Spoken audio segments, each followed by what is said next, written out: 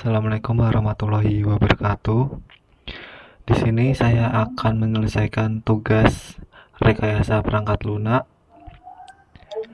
Oke, saya mulai. Di sini saya memilih sistem informasi pemesanan makanan di kantin kampus Unisnu Jepara ya. Nah, pendahuluannya, kantin kampus Unisnu Jepara itu melayani ratusan mahasiswa setiap harinya. Namun, proses pemesanan makanan masih dilakukan secara manual atau tatap muka langsung, yang sering menimbulkan antrean panjang, keterlambatan penyajian, dan kesalahan pencatatan pesanan. Karena itu dibutuhkan sistem informasi pemesanan makanan yang dapat mempercepat layanan, mengurangi kesalahan, dan meningkatkan kenyamanan mahasiswa dan petugas kantin. Nah, logika pemikirannya saya taruh di file lain, yaitu di Notepad. Nah, terus pendahuluannya itu, pendekatannya kami memulai dengan mengamati masalah yang di sekitar Unisnu Jepara ya, yaitu kantin kampus Unisnu itu masih menggunakan sistem manual yang masalahnya itu muncul. Di antara lainnya itu seperti antriannya panjang dan pernah terjadi kesalah pencatatan pesanan dan kurang efisiensi layanannya. Nah, berdasarkan permasalahannya ini, saya merancang sistem informasi berbasis digital yang relevan dengan kondisi dan kebutuhan yang nyata. Logikanya yaitu masalah nyata diobservasi, solusi berbasis teknologi, terus studi kasus yang kontekstual dan aplikatif. Nah, yang selanjutnya itu analisis sistem kebutuhan fungsional dan non-fungsional. Kebutuhan fungsional itu yang pertama, penggunaan dapat melihat daftar menu yang tersedia. Yang kedua, pengguna dapat memesan makanan secara online melalui aplikasi atau web. Yang ketiga, sistem mencatat detail pemesanan, menu jumlah, total, harga, dan waktu. 4. Admin kantin dapat menambah, merubah, atau menghapus menu. 5. Sistem memberikan notifikasi status pesanan diproses, siap, selesai. 6. Sistem mencetak laporan harian transaksi pemesanan.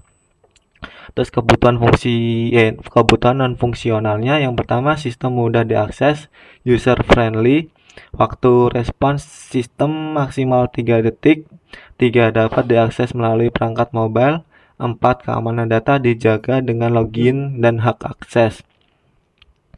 Nah, terus logika pemikirannya itu analisis sistem itu kami membagi kebutuhan sistemnya itu menjadi 2 jenis. Yang pertama fungsional. Apa sih itu?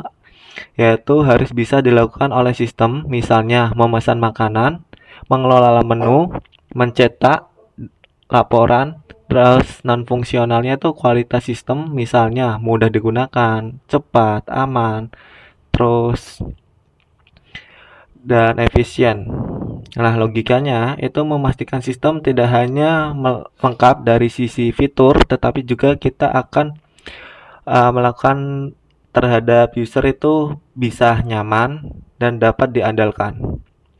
Oke, dan yang selanjutnya desain sistem arsitektur dan alur sistem. Arsitektur yaitu front end, aplikasi mobile atau web berbasis Android atau browser. Back end, server aplikasi PHP Node.js dengan database MySQL. User role, mahasiswa user, petugas kantin, admin, use case, disaran. Terus aktor, mahasiswa, petugas kantin. Terus fitur utama melihat menu, memesan, update menu, konfirmasi pesanan. Alur sistemnya itu mahasiswa login, pilih menu, pesan, konfirmasi. Yang kedua, petugas menerima notifikasi pesanan, proses, tandai selesai. Terus 3, sistem menyimpan data, transaksi, laporan. Nah, user itu bisa mengakses yaitu registrasi. Yang kedua, input pesanan makanan, dan penjual itu dapat mengakses konfirmasi menu, informasi total harga, konfirmasi total harga. Dan logika pemikirannya itu pendekatannya kami menggunakan pendekatan arsitektur client server dengan 2 antarmuka pengguna, mahasiswa dan petugas kantin. Diagram use case menggambarkan interaksi aktor dengan sistem secara visual. Alur sistem dirancang berdasarkan skenario nyata pemesanan makanan. Logikanya itu desain harus mempresentasikan proses nyata dengan jelas dan sistem harus scalable serta mudah dikembangkan. Terus model SDLC saya itu memilih waterfall. Apa sih itu waterfall? Alasannya saya memilih itu karena kebutuhan sistem cukup jelas dan stabil, cocok untuk proyek secara kecil dengan waktu terbatas. Terus setiap tahap dikerjakan secara bertahap dan struktur.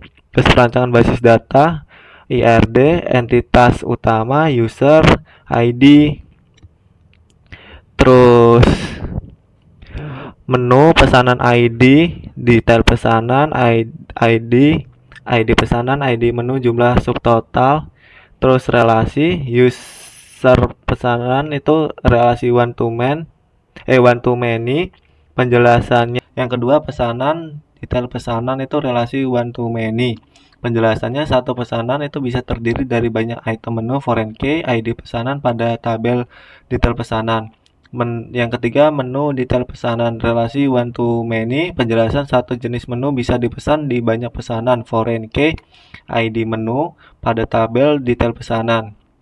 Ini gambarnya usernya, terus user ke pesanan tadi kan one to many, ID user, primary key, ada nama, username, password, terus role-nya. Yang pesanannya ada ID pesanan, primary key, ID user sebagai foreign key, tanggal, status. Terus yang kedua pesanan, detail pesanan ke detail pesanan yaitu one to many. Detail pesanan ada ID detail sebagai primary key, ID pesanan sebagai foreign key, ID menu sebagai foreign key, jumlah subtotal. Terus ada ketiga menu ke detail pesanan itu one to many, ID menu sebagai primary key, nama menu, harga, terus stok. Nah, logika pendekatannya itu yang sudah saya buat yaitu kami merancang 4 entitas utama dan relasi antar entitas itu berdasarkan aturan normalisasi data.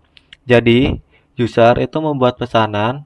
Nah, pesanan itu berisi banyak atau detail pesanan. Nah, detail pesanan itu merujuk pada menu. Logikanya, struktur basis data harus mendukung fleksibilitas sistem, akurasi transaksi, dan efisiensi query. Nah, selanjutnya itu ada flowchart. Itu fitur utamanya kan pemesanan makanan ya. Flowchartnya itu yang pertama mahasiswa login, yang kedua pilihan menu, yang ketiga pilih menu dan jumlah, konfirmasi pesanan, yang keempat, yang kelima simpan data ke database, yang keenam tampilkan ringkasan pesanan.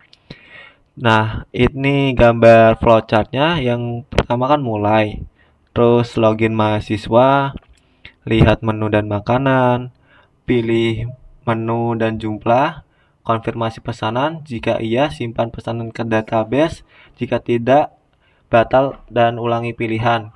Terus tampilkan ringkasan pesanan, selesai.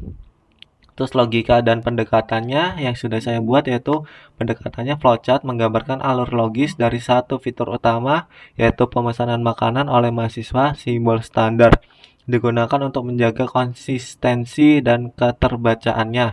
Logikanya itu visualisasi langkah-langkah sistem membantu pemahaman dan validasi logika program sebelum implementasi. Sekian penjelasan dari tugas saya hari ini. Wassalamualaikum warahmatullahi wabarakatuh.